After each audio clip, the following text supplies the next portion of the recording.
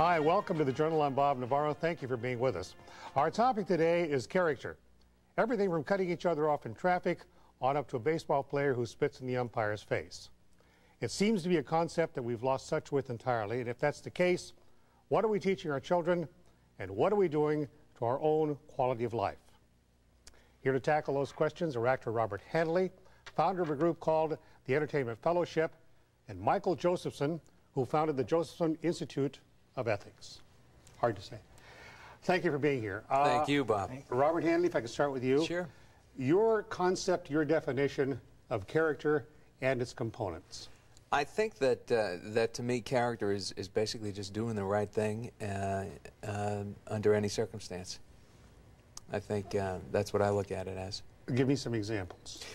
I think, well, if I can, I might like to relate it to the entertainment industry. And your organization. Yes, and the Entertainment Industry by the Fellowship, by the way, is a nonprofit organization open to all people connected with the entertainment industry. And our mission is to enable people in the entertainment industry to recognize and apply Judeo-Christian principles into their careers. By making a difference in the individual, we subsequently make a difference in what the industry as a whole produces. So, with that in mind, talking about character, there are many episodes where an actor, a writer, is challenged to do something that might not go with his principles, the way he was raised, whether it's his faith, his sense of doing the right thing, whatever you may label that. I like to give, well, there's an example that we have. An actress just mentioned this to me where she went on an audition and it was labeled as an acting / modeling audition, and she got down to the audition and they gave her her costume and said, go in the dressing room there and try it on. And she got to the dressing room holding the entire wardrobe in her hand, and she said to herself, you know, I don't think my mother and father would be proud of this. And she went back out and said that, and handed it to the producer. So she loses the job, the producer hires another actress. Correct. And what changed? Well, I think that what changed was within her, and I think that's where the emphasis, I think that's where the focus should be. I don't mean to say should, but that's what I like to think where the focus lies. It's in the individual. I mean, we can make speeches and have parades and say this is wrong and you ought to be doing this, but it's up to the individual when it comes to character to make the difference. So your definition of character is how you react to every situation as it presents itself. Well, I don't think that's a definition in itself. I think you have to bring in your sense of right, your sense of what you believe is the right thing to do, and going for that and sticking to it, whether it means a job, whether it means a relationship, whatever it may mean. You get a set of values and standards, and you go to stick with it. Yeah. You, as I understand, Mr. Josephson, have almost a curriculum set out for character and its components, and I guess I'd ask you now. Sure. Actually, we have quite a few things. We set up a program called Character Counts. So we start, even before we define it, with the statement that whatever it is, it's important. It makes a difference. It makes the difference in that woman's life as to who she was and what she was willing to do. We just recently finished a videotape for very young kids called Kids for Character. Tom Selleck introduces it, and all the kids' characters are part of it. And we define character for very young children as it's what you are inside. And the notion is to distinguish character from all the influences about it. Now, there's 6 major characteristics, a bundle of virtues that we think are essential to good character. Being trustworthy, treating people with respect, being responsible, good, being fair, being caring, and being a good citizen. And it's in the way in which these 6 things play out in your life. For instance, this young woman was caring about what her parents thought. She also had a sense of integrity, which is part of trustworthiness. And there was a recognition that whether or not she was going to change anything, you know, you kind of asked that question. At the end of the day, so what? Another actress did it. Another actress took the job. But it wasn't her. That's significant. And at the end of the day, it wasn't her parents who saw her do it, and she didn't contribute it. I'm an old 60s guy who said, you know, if you aren't part of the solution, you're part of the problem. So people of character do the right thing. When we saw that list of character traits, the 6 pillars of character, I believe you call them, right? Yes. you're not born with those, correct? No, you're not. I think you have a disposition toward them. But, you know, I think human beings are capable of being very generous and very kind, or sometimes very cruel and very, very selfish. So character development is about bringing out those characteristics in people by teaching them, by rewarding them, and most important, by modeling them. Well, what follows in, and then let's say, because most parents do try to teach their children the right from wrong, sure, and trustworthiness, fairness, and all the rest of it. What then happens once the parents' influence fades a little bit as the child goes forward? Well, first, what happened with you?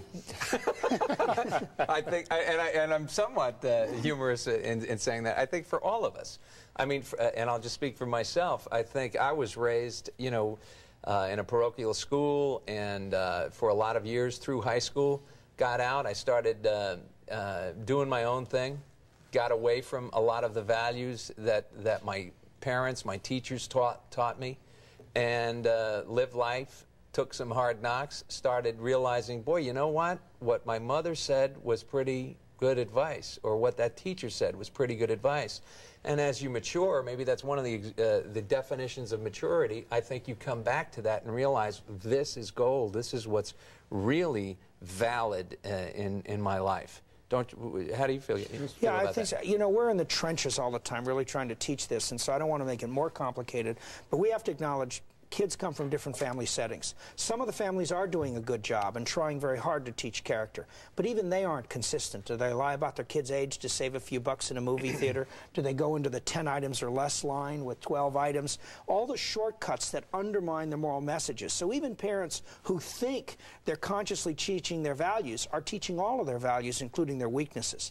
Secondly, a large group of kids today are coming from very dysfunctional homes, where the truth is they aren't learning very good values at home, and we need to have society supplement that because they're not learning right from wrong. So what a program like Character Counts does, and what a videotape or any of the programs that you put together to do it, are trying to supplement and support the family message, but recognize there's so many negative messages, from rap songs and some of the lyrics, which are absolutely despicable, exactly, you know, to the things that they're going to see on television, to just what their friends do. And we have to teach people to stand up for what's right and know what's right, despite all of these logical pressures to do otherwise. And the majority of people are not doing that. I mean, we live in a country that has never made a motion picture about Leonardo da Vinci and has made 3 about Joey Buttafuoco. That's not only the entertainment industry's fault. That's the people at home who are watching. And the I would reverse it. I would reverse that with all due respect. I would say it's the market's fault. You're all due respecting me. It's the market's fault. I mean, I'm not going to produce something that somebody's not going to go watch. I'm not going to put something on television without viewership. So it begins, if the market is there, you cater to the market. See, now, if Martha Williamson took that stance, or CBS took that stance, this network, we would not have Touched by an Angel. And I'm pointing to that only as one of many examples. There are writers, there are stage managers, there are producers, actors, and people in the general public who are hungering for better quality work to do and hungering for better programming by way of the networks, studios, journalists, publications, whatever. As far as what Michael has just said, I feel that it is, people do notice. Somebody does speak up and says, you know what, I don't feel good about being on this show. You know what, as a network executive, this sounds like a good idea, and we're going to take a chance and do the right thing, so to speak. Because not only are we going to take a chance on something that, gee, it's got nice values or family values. Let's get a woman who knows what she's talking about in the entertainment industry. Let's get professional people together and put our minds together and include this element of character, if you will. Include this element. I think that the entertainment industry has not gone to, and that's people working in it, such as myself and yourself for that matter, we don't look at that as an ingredient. What in our show... Let me stop you there. We got to stop here. When we come back, we'll talk about 3 things that may or may not go together: character, religion, and values.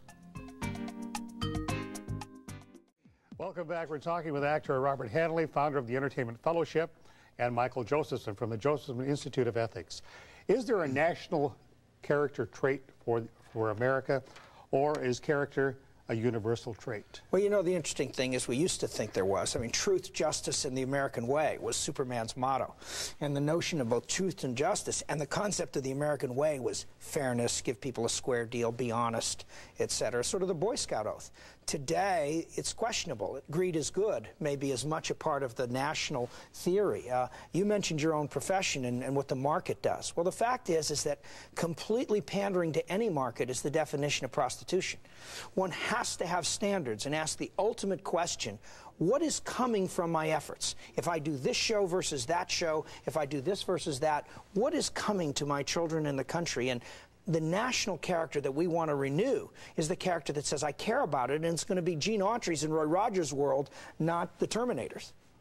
I am, we won't dwell on this a lot, but in a way, are you limiting what an artist can do, a writer can do? Some very great writers have dwelled on profanity, dwelt with devious situations, dwelt with the darker side of life, and through that we've learned. And you bring, for example, your standard to apply. You're not going to get the job, I guess, but aren't you in a way trying to influence, in effect, what is an artist's reaction to what he or she sees around them? I am offering the individual to make the choice themselves. The Entertainment Fellowship offers a choice to people. And I am not saying, don't you do this. But I will give you an example. You also mentioned, you know, by showing something in a negative way, if that's what you're saying, we have learned from that. Is that correct, Bob? Well, you learn from everything, absolutely. Okay. There were two pictures maybe a year and a half ago. One was Pulp Fiction, and one was The Shawshank Redemption. I don't know if either of you saw those motion pictures. By accident, I saw them both. I'm not much of a moviegoer. Pulp Fiction, and both of them dealt with, in each movie, there was male rape, there was bad language, there was violence. In Shawshank Redemption, it was handled very well, in my estimation, okay? There was a story, it dealt with men in prison, it didn't try to go over anything, it didn't... The point being what? The point being, that was a quality motion picture, well written, well acted, well directed, had violence, had male rape, had bad language, and the Entertainment Fellowship, and I personally would recommend that picture to members of my family. I would. Pulp Fiction, to me, was the blind leading the dead in this industry. Pulp Fiction, to me, was a bunch of talented people getting a story together that, for gratuitous reasons, every other word was a bad word, used foul language. The violence, do I really want to sit in a theater and watch a guy being raped in bondage while another man watches? Do I want to see... Is that his reaction when he's comparing the two pictures? Where does character play in there? Well, you have to have some standards, and I think he's applying standards. For instance, respect for people. Does what you do convey and advance in the long run, excuse me, respect for people or disrespect? I think what he's saying is he looks at those movies, he can hold that to an objective standard of respect and say the end result is we disrespect people more. The fact of the matter is there are some universal values. Justice, fairness, respect for others, responsibility. That's what those 6 pillars are. Now, we may disagree on the margins as to how to apply it to an individual movie, but we don't doubt that a gang rape is wrong, that molesting your daughter is wrong, that torturing an animal is wrong, and yet we want to give everybody freedom to express this without judgment that what they're doing is polluting our environment. So I guess if I understand you, you present it, but then there should be judgment that goes along with it. Absolutely. Look, I'm not for censorship, and I don't think he is. You know, and that's another element here which touches on what you're saying, Bob, I feel.